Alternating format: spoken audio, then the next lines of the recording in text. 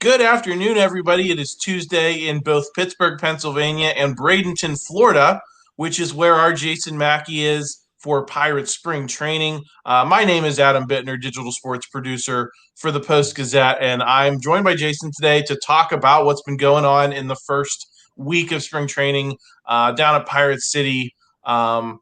Jason, how is it? It looks like a beautiful day Dude, down there. look behind me, Adam. Come on. We know how it is. It's gorgeous. Every day is a Tuesday, which I think it actually is Tuesday, so that works out. I don't know that for sure. It could actually be another day. But no, it's been gorgeous, man. It's been so fun seeing all this stuff. Full squad workouts kicking off yesterday. A whole bunch of guys to talk to. We've been real busy in the clubhouse, and just watching different things. I love these days. It's great to be back at Pirate City. They hadn't been in a couple years, but you can walk over to the bullpens and watch guys. I wrote a story about Austin Hedges interacting with, Colin Holderman and JT Brubaker and how he goes about doing that. That's really cool. Watching Rich Hill throw up close and seeing how he manipulates his curveball. This is probably a longer answer than you bargained for, but I'm excited and I love this stuff, man. It's just been so cool. No, I'm excited to get into it too, Jason. I want to touch on that stuff later. I'm staring out my window now. It's raining. It's gray in Pittsburgh. It's a classic gray Pittsburgh day. So I'm glad you're getting a little bit better weather down there. Jason, we got to start with the big story, which is Bryan Reynolds finally Yep. speaking to reporters. I know you touched on it a little bit on Wednesday with Christopher Carter on the North Shore Drive, but I wanted to get into a little more detail now. Sure. Are you more or less optimistic that the Pirates will maybe reach an unexpected extension with Bryan Reynolds than you were a week ago? I would say I'm more optimistic. I know that might sound crazy, but I really am. I put it this way, Adam. I am very optimistic that they're going to revisit all of this. I think that part of it is something that this ship has not sailed. At least what I've been able to gather down here. Now, do they reach a consensus? I'm not sure. I mean, my read on the Reynolds side of this was like, I want traded. I'm done. You're lowballing me. Let's get the heck out of here. This conversation's over. I don't think that's quite where he's at.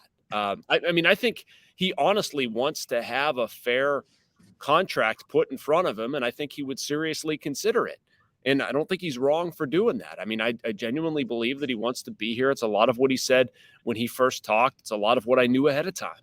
And it's incumbent on the Pirates to present him with a fair deal. Now, do they want to do that? My initial impression with the Pirates was that was their offer. 6 years, $80 million. I don't think that's as in stone as my perception was a week ago. I think that there is a feeling from the Pirates side that okay, that's not going to work. Let's continue conversations. What are you looking for? Let's try to get this done. I do think there's a desire on their end to get it done. Now, desire, wanting to be here, wanting this or that, it doesn't really matter. Get it done. But I do think they will get, back in a room here, restart discussions probably earlier than I expected. And I'll be curious to see what comes of it, Adam, because I do think there's some middle ground there if both sides want to get something done. Bob Nutting was on the field yesterday at Pirate City talking to Bryan Reynolds, talking to some other people. We've all been in the room where the boss tries to look involved, at different points. No Did offense, you get Ryan. the? We like you. Yeah, did you? Yeah, certainly not our boss, Ryan. But did you get the sense that that's what was going on, or that there was a genuine interest by Bob Nutting to talk to Bryan Reynolds after a long offseason? Yeah, I mean, it was not. They were not involved conversations. I overheard Bob Nutting talking to Andrew McCutchen about socks. That's the levity of these conversations here. Do we need the owner of the team walking around the batting cage and discussing things with players? I mean, probably not. But he owns the team. Who cares? Nobody's criticizing if Steve Cohen's going up to a batting cage and what he's doing, or I don't know. I mean, it's because people are upset about Bob Nutting, and I understand why, but let's not mix the two. And I just don't think, I don't think it's out of place for Bob to go up to the batting cage and talk to Bryan about whatever. Maybe it's innocuous. I think they can benefit, honestly, from what I know about both sides, from stripping all the other crap out. Just get Bob and Bryan in a room, and I feel like there's probably been some messages that haven't been conveyed on both sides as well as they could have been. And so I don't have any problem with it. I think if I'm a Pirates fan and I see that happening, I'm not getting upset over Bob Nutting being on the field. I'm probably glad that Bob Nutting is on the field talking to Bryan Reynolds, and there's still an amicable relationship there. And there is. I mean, I know for a fact, like, Bryan does not hold anything against Bob Nutting. I know maybe it's an unpopular narrative. Like, Andrew McCutchen's the same way. There's not ill will. There's a decent relationship there. So to me, it's a better outcome if they mind that relationship. Jason, I wanted to talk about, what is the harm of signing Bryan Reynolds to an extension of close to what he's talking about, which I think you've reported was about $16.9 million a year. To what degree is that really going to diminish his trade value in, an MLB landscape where guys who are as productive as him are making double what he's asking for? If he signs a 6-year, 8-year extension now, he's only going to become more valuable because of inflation.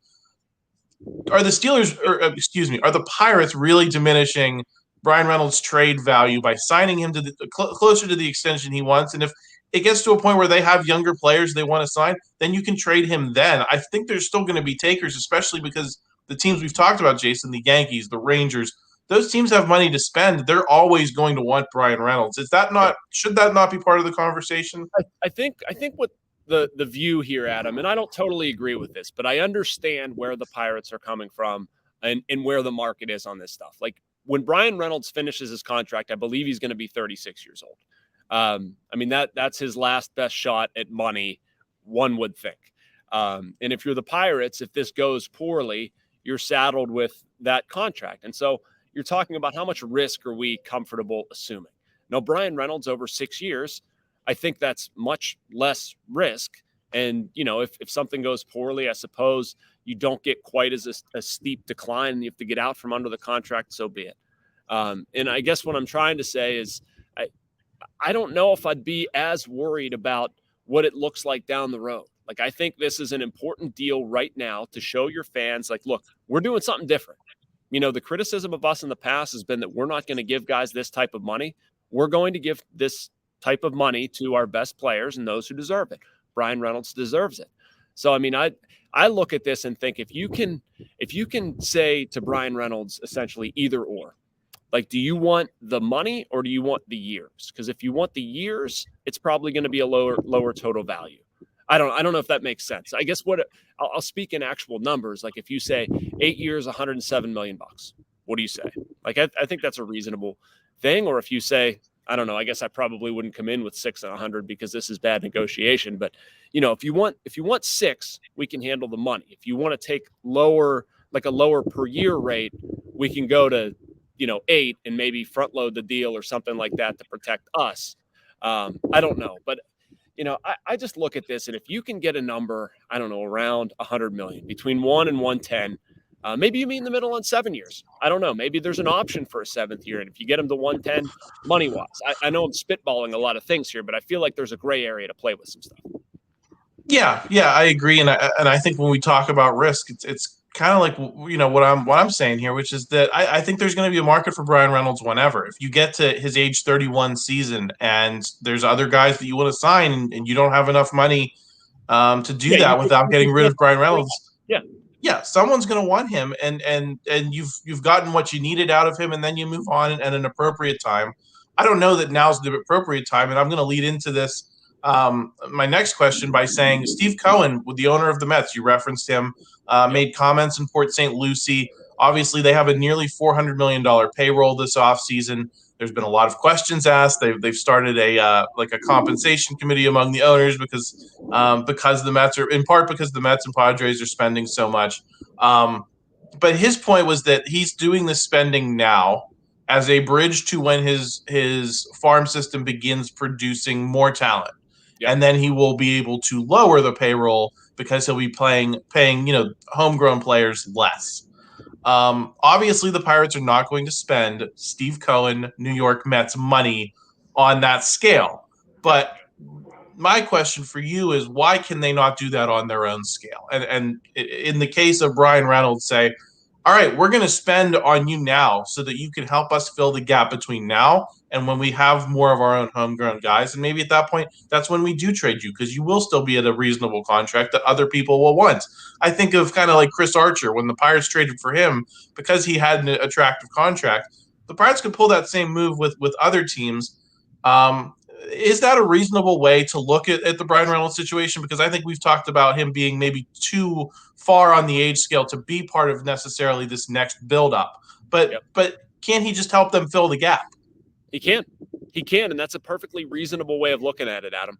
I look at the Pirates and their spending habits and whatever that way a lot. They want to incrementally grow the payroll. I'm the idiot that said they were going to be active in free agency this offseason and grow their payroll a little bit. They have. If they extend Reynolds to the deal we're talking about, they could grow their payroll even more. And every indication I've received is that they want to continue doing that.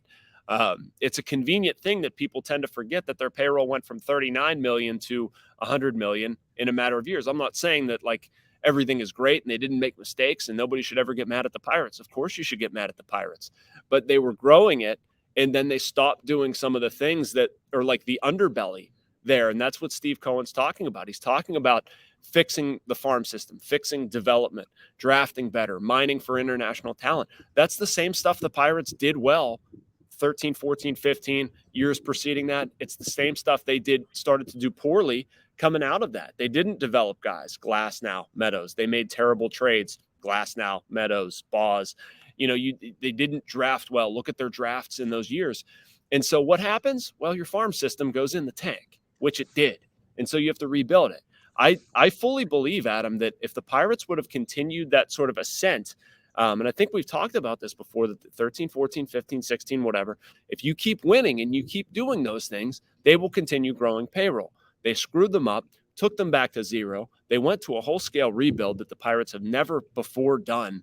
At least to my knowledge, at least, since I've been walking this earth. Maybe they did it in 1892 or something like that. I don't know. But I mean, they went whole hog on this thing, as they should. And so now they're at various stages. We're seeing one where they're pouring money back in. But as the farm system gets better, as they start winning more, I think they're going to be more active in spending money and incrementally grow the payroll. Yeah, and I don't think that's insane to expect. I agree with what Cohen said. I mean, if you have Steve Cohen money, you could basically say, screw it. We're also going to go buy a team and develop our minor league system. But I mean, we know the Pirates can't do that. Well, I think they could. I think they could have put a more. I think they could have put a more watchable product on the field the last handful of years. I kind of look at it a little bit differently. I look at that 2008, 2009, 2010 as a similar teardown. I don't know if it was quite as complete as this one. But they weren't trying to win in those years, Jason, and they weren't trying to win in these past 3 years. That's 6 of Bob Nutting's 15 years as principal owner. That's 40% of the time. And I think the point Steve Cohen made about, like, we're going to spend to fill those gaps while we are trying to, do asset allocation. We're also going to have some players that are worth watching, and maybe maybe in 2020, Jason, when the pandemic year happened, maybe they find a way to try to slide into that expanded playoff, given that it was just such a unique situation. Those are just the things that I wonder about, but I'll save those rants for another day. I also wanted to get into what's actually the rub of, like, people thinking they should have been better over the past few years. I do, but I mean, let's not act like they're the first team in the history of baseball to, like, rebuild. They haven't been trying to win. Clearly, if they're trying to win, they are horrendous at doing so. I mean, they're trying to get victories in select areas, like find some players who stick. And I don't know. But I do think that stuff has changed this year. Anyway, continue. Anyway, yeah, I wanted to talk a little bit of what's happening on the ground down there, because you're our eyes and ears, and Andrew McCutchen is where I kind of wanted to start, because everyone's fired up about him returning to Pittsburgh. You've talked a lot about the impact you think he can make on that clubhouse, and that starts now. That's not something that happens in April, May. That starts happening now. What have you noticed about the difference in the tone, the way things are going on in Pirate City this year compared to the years that he wasn't here? This is not like the Kutch show. That's not what I feel like. I talk a lot about Kutch and make it sound great and whatever, and that's true. But it's not like Kutch is going around here and is just some sort of sideshow. What he is part of a group of veterans that it has changed the vibe around here. Pirate City, the aura around the Pirates or whatever has grown up quite a bit. One just small example, like they used to have a guy, Leover Peguero, nothing against Peguero. It's not about him specifically, but he'd walk in the clubhouse, blasting music, just doing his own thing. Like, not anymore. Peguero's kind of quietly in the back, falling in line behind some of the veterans. And you've got guys like, Austin Hedges has like a group of people around his locker talking to pitchers, catchers, whomever, very social, talking about baseball stuff. Rich Hill is an identifiable presence, and McCutchen is a part of that. You've got G-Man Choi, Carlos Santana, Andrew McCutchen. There's just been a nice standard set for how to do things, how to be professional baseball players. And they didn't have that in the past. It's been, no matter where you look at on the diamond, they've needed people like that. And so, yeah, people are naturally going to gravitate toward Kutch, right? He means something. He's, he's fun. He's a good person. He's always smiling. I still think he can be a very good player, Adam. I really do. But I look at Kutch and think like, wow, it's not like a Kutch circus. It's not a farewell tour, as he said. And he's also got buddies here setting a certain standard of expectations, which has been needed. You also wrote a story about Rich Hill. Obviously, he's the very veteran starting pitcher. The free agent they signed this offseason. Yep. What have you seen out of him so far? And do you still have that faith that you did at different points in this offseason that he can, he can make his stint in Pittsburgh worthwhile? Because I know I've been one of the doubters. It's been a fun. It's going to be a fun 12 starts, Adam. I'm telling you. Although he might. I've had people joke like, when's he going to go on the IL? And he might go on the IL. I don't know. He's going to be 43. Stuff happens. But I think the starts he makes in Pittsburgh are going to be really fun, man. I really do. I mean, the way he threw a couple days ago, and this is not to make too much out of one live BP, but I mean, we're talking about somebody who works fast, attacks the zone, has a really good breaking ball that he like splits off into a couple different things. I love how much he competes on the mound. I can't repeat some of the words that he said. And this was during a very good live BP. He threw a lot of strikes and threw well. I can't imagine what happens when it goes poorly. But just an intense dude, man. Like, people are going to like this guy. I don't think he's suddenly going to start getting shelled. He was an effective pitcher last year. He's been an effective pitcher for the past couple of years. And so what I've seen so far out of Hill checks out with what I expected to see. It's fun to watch up close. And again, I've written this in stories, but Pittsburgh loves their old guy athletes. Rich Hill can easily become another fun story.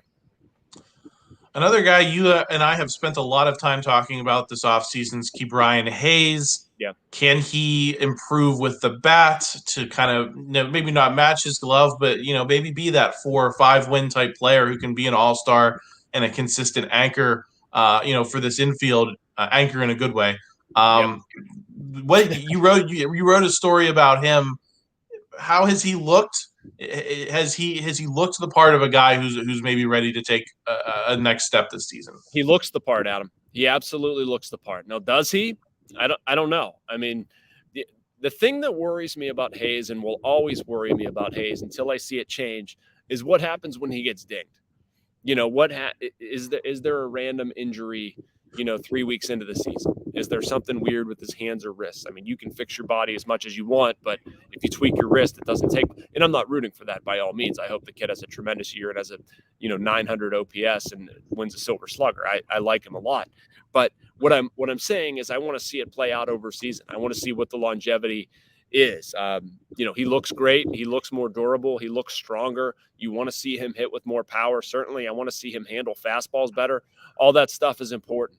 I don't know if I've watched Hayes hit live yet. I've watched him hit BP, which that's not going to tell me much about his body and how much he can drive the ball. The power is in there. It's a matter of bringing it out in games. So I like that he's given himself every chance to do that. Again, as you're saying, Adam, all we need is a little bit of offense from him. I mean, get that OPS from 680 or whatever it was, get it to 750, and I'd be thrilled. A little bit more pop. And I think he can do it, but he has to just stay healthy, and we're not going to know that until games. G-Man Choi finally spoke with the media. He's the first baseman the Pirates traded for with Tampa Bay in the offseason. Lost his arbitration case with the Pirates. and then was denied playing in the World Baseball Classic. You wrote that there are no hard feelings. Do you get a sense that that's genuine and that they're ready to move forward? Yeah, I do. I do. And it's an interesting thing with Choi, and he's had a rough couple of weeks, I suppose. Loses the ARB hearing, and the ARB hearing was wacky. I don't even know why he asked for what he asked for, but be that as it may, has the elbow thing, gets denied the World Baseball Classic. His translator wasn't here. That's what delayed him talking. But no, my intel here, Adam, is that Choi is not all that brokenhearted about not playing. I'm not sure what happened. Like, there was obviously a statement released by his agency, and I think there's a certain requirement that he has to be upset. And I'm sure on some level he wanted to play, but I don't think it's a giant story. Is the sort of dressing that I've gotten around reporting this, that yeah, he's bummed or whatever, but they've moved on. It's not going to prohibit his getting ready for the season. I'm much more concerned about what I saw from him on the field, honestly. He came here with probably some questions about his mobility, and frankly, watching him play first base, I still have those questions. I haven't seen much of him hit, and they need Choi to be something, to do something. He did not have a great year last year, did not have a great finish. Of the guys that I've watched and I've been overly impressed by in camp, there have been a few of them. Choi is not in that category. He has not looked great. He's a veteran, and it's the day 2 of full squad, so it's nothing to get concerned over. But the World Baseball Classic isn't the first thing on my mind. I think that's it's probably good that he's here and working. Jason, you mentioned some guys that did catch your eye. Who's on that list down there that's really popped in the first week of spring training? Keller has looked really good. I don't know that maybe that's not a surprise to anybody, but he's not just throwing that sinker to get by. He's starting to get creative with it. He's starting to use it at various parts of the zone, throw it in different ways. I've liked him. Who else? I think Hedges is going to be really good for this team. I know people are probably tired of me hearing that, but at that position, there's so much that goes into it mentally and psychologically, handling pitchers or whatever, and this guy just gets it. Bryan Reynolds, that's kind of a silly thing to say, but I mean, I've watched a lot of him hitting. It looks tremendous. O'Neal Cruz has actually gained some power, gained some weight, and had a really good offseason. Again, not somebody I think people have a lot of questions over, but I'm curious to see him. Johan Oviedo is maybe a little bit of an off-the-board guy. I talked to him. I have a story maybe later today, but he had a really neat offseason where he's from Cuba, defected from Cuba, had not seen his family since before the pandemic, spent a lot of his offseason working on paperwork to get them here. They stayed with him. We saw what he can be at the end of the season. I mean, he's a big dude, throws hard, has been throwing a lot of strikes, has really great extension in his delivery. But I've watched him throw a couple times. It's been a lot of fun. I think that's about it. I don't know. Anybody? You mentioned JT Brubaker at the start of the. Yeah, talk about him. Yeah, so Brew, he's been sinker slider a lot. And I guess I'm getting kind of nerdy with the baseball pitching talk, but he's been a 2-pitch guy, right? And so I think this is an important year for Brew where he needs to diversify his pitch mix. He needs to use his curveball and changeup more. If not, he could probably be a Chad Kuhl comp. A lot of people were screaming to put Chad Kuhl in the bullpen. He throws hard, has a good slider. That might be Brew. Or Brubaker might end up figuring it out with his other 2 pitches and remain a starter. Their starting rotation, I think, is going to be pretty interesting. I mean, you got Hill and Velasquez they added in the offseason, Keller, Rawanzi. I don't see how Oviedo's not in the rotation. Then you bring Brubaker into the mix. So that's 6. Do you shift Brew somewhere? I don't know. But anyway, his mix has looked really good. That curveball has been effective. He's played with his changeup grip as well. But a couple catchers have been talking about how sharp he's looked. And again, it's really early. I'll be curious to see it in games, but he's somebody I think, honestly, Adam, 4.70 ERA last year. And I know some people were kind of why is he still around? Or I got an email about that. And I don't think that way. I think this kid can be really good. Anything else catching your eye, Jason? Anything you want to kind of have fans be looking for this week, as we start getting closer to playing some actual baseball games down there? You know what I'm looking for, Adam, is some of the young guys and young guys like Andy Rodriguez. I honestly watched him in catching drills the other day, and it didn't look great, which is fine. It's just one day of catching drills. I'm not trying to make a mountain out of that, but I want to see him in games. I want to see how he fares. Henry Davis, too. Both kids look much more mature. They're obviously people who are going to play big roles. I think, you're going to see them get time in spring training games and see how they fare. Mike Burrows, Quinn Priester, same way. Colin Selby is a relief prospect that I think people should probably be paying attention to. But, some of those guys I'm looking at, the second base competition is something people want to watch. Basically, Rodolfo Castro, G1 Bay, Tucupita Marcano. At this point, I think it's more Castro and Bay are the competitors there. But both of those guys have looked good. We're going to need games to sort of sort that out. And then who's the backup to Hedges, too? I don't know how that's going to play out. It's not going to be Endy or Henry. It's probably going to be Tyler Heineman or Kevin Plawecki. I talked to Plawecki this morning. That was an interesting conversation, in that he was randomly signed like 2 or 3 days before spring training. One of the liaisons there was Rich Hill, his former pitcher in Boston and good friend. And I guess Hill called up Ben Cherington and kind of gave him a reference, and Cherington's like, sure, let's bring him in. But Plawecki has looked good. So anyway, backup catcher, second base are probably the two biggest competition. And you know what? Not to go around the diamond too much here, but Jack Sawinski is somebody I'll be watching too. He's made some swing changes. I want to see how they play in games.